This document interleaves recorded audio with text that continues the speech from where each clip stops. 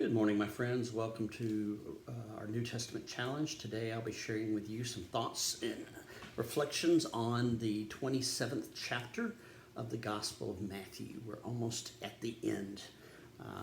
Since chapter 21 all the way through 28, we're talking about the last week of Jesus' life. And today he has been arrested. He was arrested in 26.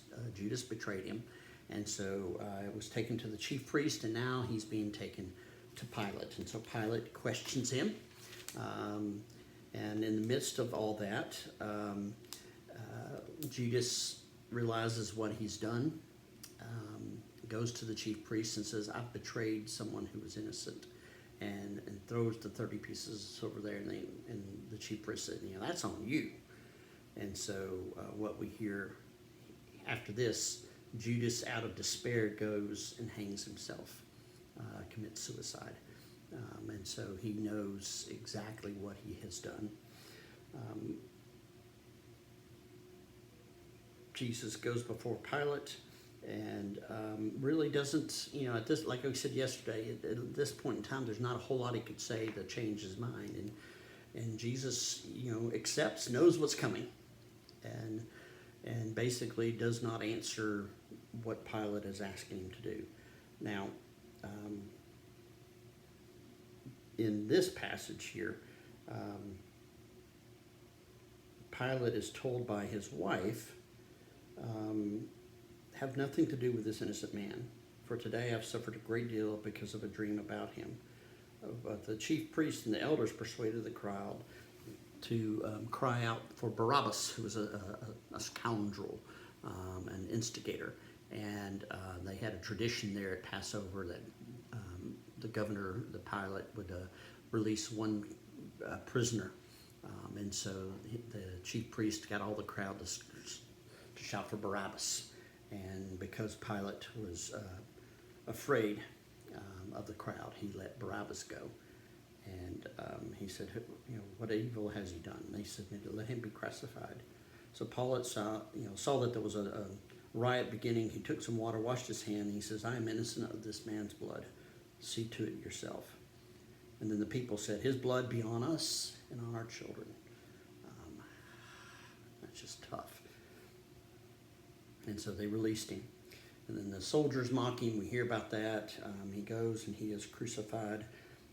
They put a sign over him, said, this is Jesus, the King of the Jews, in 3 different languages. He is mocked by the crowds, by the chief priest. And then we see from noon to 3, darkness came over the land. And about 3 o'clock, Jesus cried with a loud voice, Eli, Eli, lema sabachthani, which is, my God, why have you forsaken me?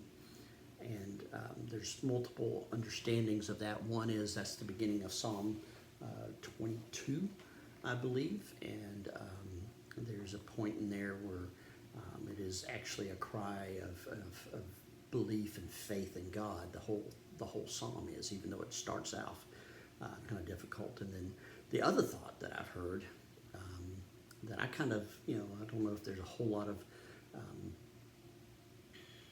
support for it, but it makes sense to me, is that at that moment he is on the cross. He has the sins of the world upon him, and because all that sin is upon him, God, kind of metaphorically turns his back.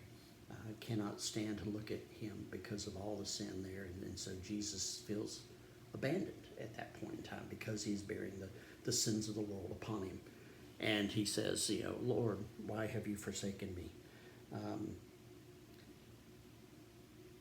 And so when Jesus cried out with a loud voice and breathed his laugh, and at that moment the curtain of the temple was torn in two from top to bottom.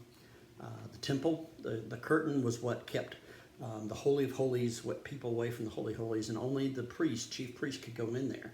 And so when the temple was torn in two, it symbolized that we now have direct access to God. We do not have to go through a mediator. You do not have to ask the pastor or your Sunday school teacher to pray for you. I mean, you can invite them to pray with you, but your prayers are just as effective as anyone else's.